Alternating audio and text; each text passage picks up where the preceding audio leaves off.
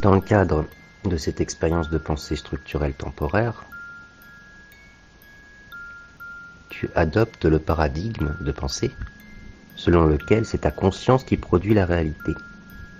Si c'est ta conscience qui produit la réalité, elle produit toute la réalité que tu perçois. Donc pour ça, pour adopter ce paradigme de pensée, il va falloir que tu conditionnes ton esprit à y croire. Parce que pour l'instant, tu n'y crois pas. Ton esprit a été conditionné depuis ton enfance à croire qu'il y avait un monde extérieur à toi. Plus précisément, c'est la partie égo de ta conscience qui a produit une réalité dans laquelle il y avait toi et puis les autres que toi.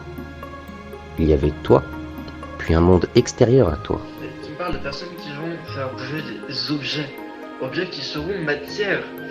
Cette matière, eh bien, tu ne peux pas te déconditionner du fait que c'est de la matière et dire qu'en fait ce n'est pas de la matière, ça.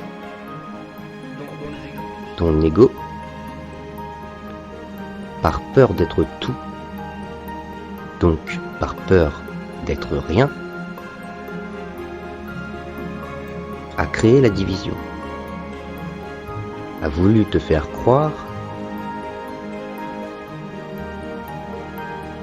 qu'il y avait une réalité en dehors de toi et que tout ce qui était en dehors de toi exerçait une force contraire à ta volonté, contraire à ton désir. Et donc tu vois, en fait, tu vois cette partie qui dit non, tu vois justement quand c'est... En gros, c'est l'ego qui te fait lutter. C'est l'ego qui te fait croire que tu es séparé de l'objet cible. Et c'est l'ego qui te dit non, tu vas pas y arriver. Et c'est l'ego qui dit non. Enfin, c'est l'ego qui te dit non, tu vas pas y arriver, mais c'est l'ego aussi qui te dit il faut que tu y arrives. Oui. Tu vois ?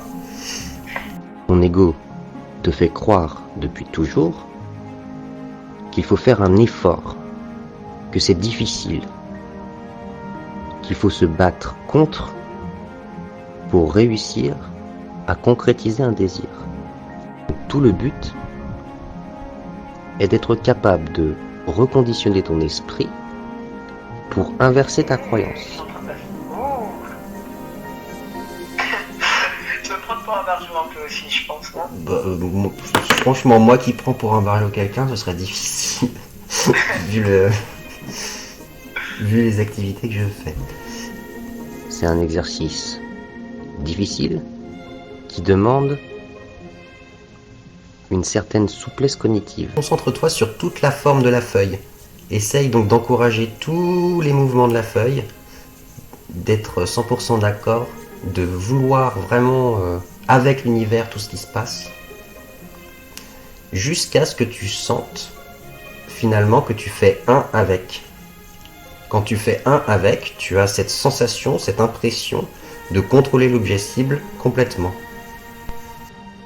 Parce qu'encore une fois, si c'est ta conscience qui produit la réalité, si c'est la conscience qui produit la réalité, ça signifie que la méthode scientifique qui consiste à douter pour savoir ne peut pas fonctionner. Elle ne peut pas fonctionner dans ce cadre-là. Elle ne peut pas fonctionner dans ce paradigme de pensée. Donc, il faut adopter une autre méthode. Je l'appelle la méthode intuitique.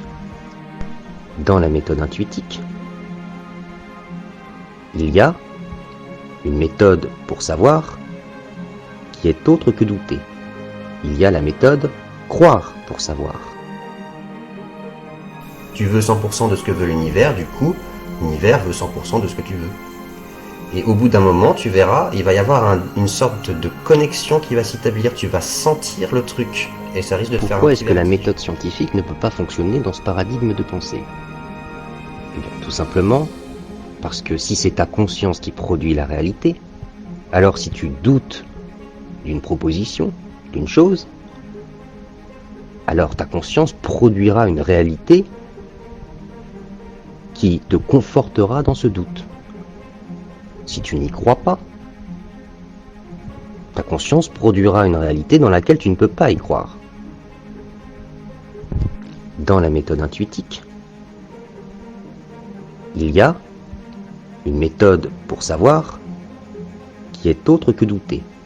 Il y a la méthode croire pour savoir. C'est-à-dire que tu conditionnes ton esprit à croire que, effectivement, c'est ta conscience qui produit la réalité, de manière à pouvoir vérifier cette proposition. Tu peux croire que tu crois, tout en ne croyant pas. C'est ça le problème. Souvent, on peut croire conceptuellement ou de manière cognitive une chose sans pour autant la ressentir, la vivre à l'intérieur de soi. On peut prendre l'exemple de l'écologie. La plupart des gens savent qu'on est en train de détruire la planète, mais ils n'y croient pas. Car s'ils y croyaient, ils changeraient leurs habitudes. Même principe. Tu peux croire, en théorie, effectivement, que c'est ta conscience qui produit la réalité, sans y croire au plus profond de ton être. Et donc le but, ça va être de tendre vers une croyance profonde. Une croyance qui t'habite.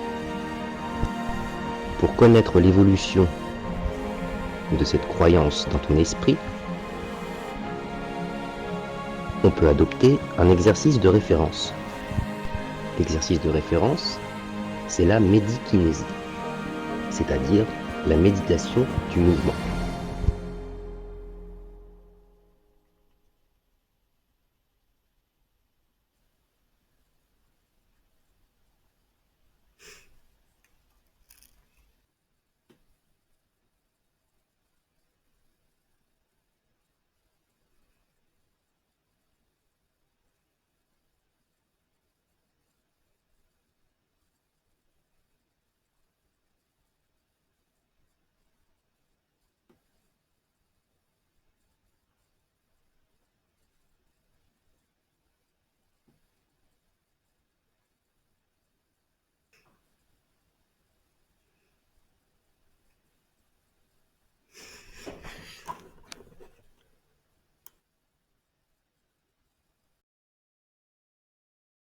Tu viens de dire le mot. Quand tu dis lutter, c'est justement ton ego qui essaye de contrôler.